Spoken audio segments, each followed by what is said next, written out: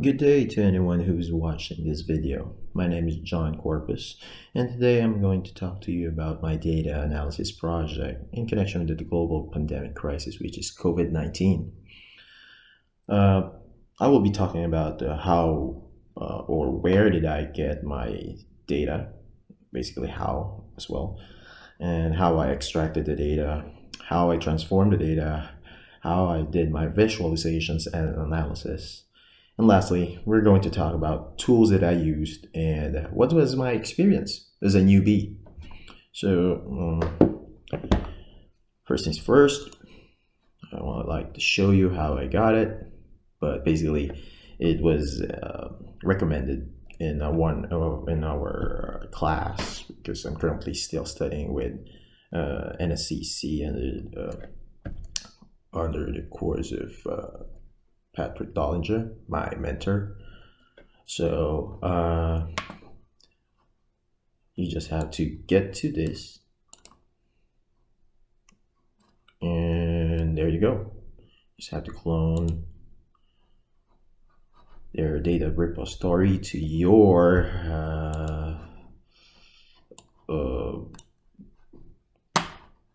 file or where you want to save it.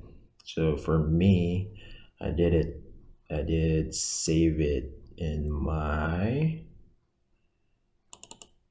desktop folder. So in order for me to get updated, because GitHub, you can clone their database or sort of their data repository. So I also have this app or the GitHub desktop.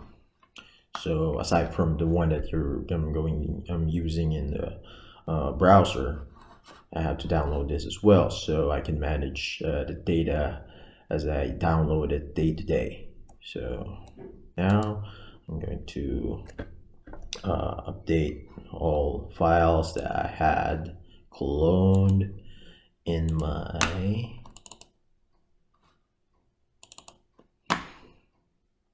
folder. So just double check. Let's see if I was able to download a fresh version.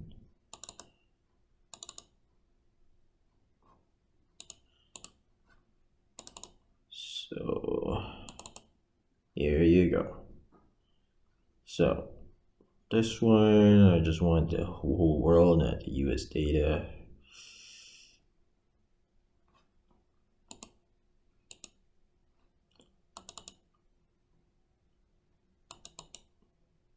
That's the time series. There you go. So it's April 18. It was updated just right now. So double check. You can see that it's a final date of entry, which was yesterday. So now from there, what I'm going to do is, once I have downloaded, I have my pad on how I could download the data, and now have to manipulate the data or how to transform it. In transforming the data, I used Microsoft Power Query or Excel. So I have a separate folder doing my analysis. You can see I have my COVID-19 ETL data, which means extract, transform, and load. So let's see.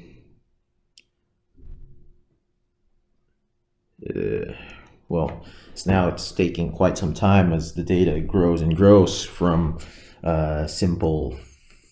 I started from 50,000 rows. Now it's around 60,000 because I added some more fields in it to make a more comprehensive analysis. But maybe some of things or terms I've been talking to you right now is like a jargon for you, since I felt that as a newbie as well. Anyway, going back to what I'm talking about here. So I had this already set up. I had my data queries. So I made a lot of queries from the data that we had downloaded from the GitHub. So from here, I just tried to transform the data. All right. So You can see everything here is set. I did in a query, by the way. I just want to open and show to you what goes under one query. So in a query, there are applied steps, and which means what are the transformation steps that you did to the data to make it much more modeled. I don't know if that's correct, but I think that is correct. That's the way how I understand it, and it works. So from here, since we got a new fresh batch of data just downloaded, we just have to refresh all. Just some of the queries here I have is dependent to another one. All right, so we just wait for it to finish. Once it's finished, once it's all updated, once all the modeling, all the data that has loaded is already uploaded again, fresh, we got the new data. Let me show you if we already have the April 17 data. You might be questioning, like, why is it April 17? It's already April 18. Well, the timeline when they update, because it's not really, what do you call this,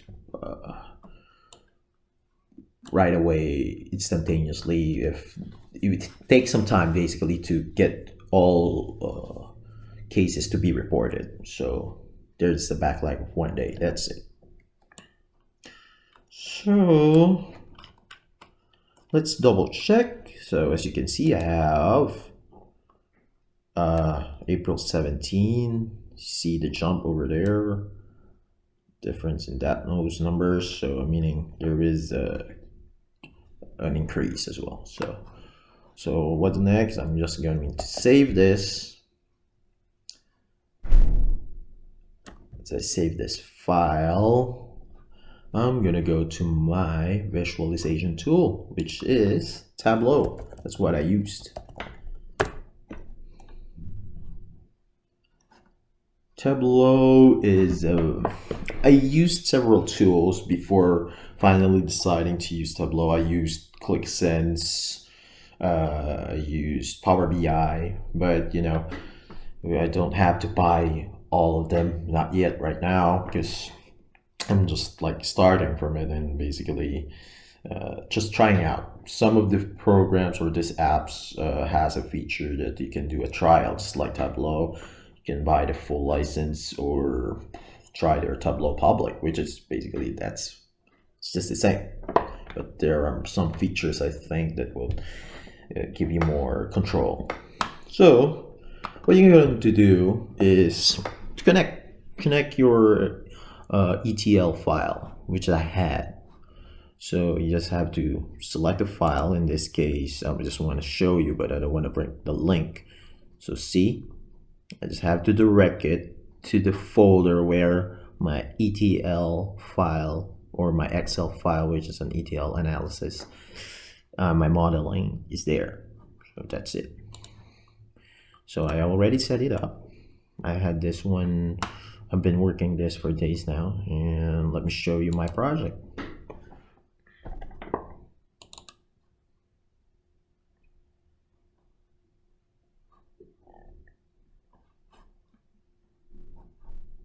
So here you go.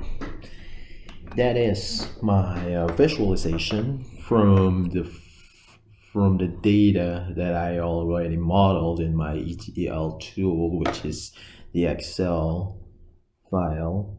So with here I have different parts of it. I broke it down to 3 major dashboards. So I had a COVID-19 world situation that gives you a per continent analysis.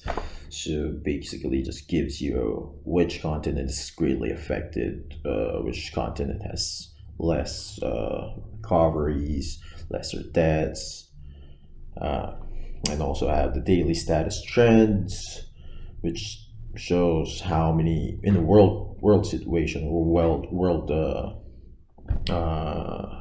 setting. So this is not yet updated. As you can see, it's April 15. So what you're going to do is you just have to go back to data source.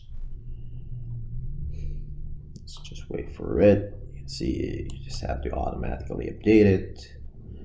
When it's updated. Just wait for it. Voila. You just go back to the report, dashboard, and now you can load that dates.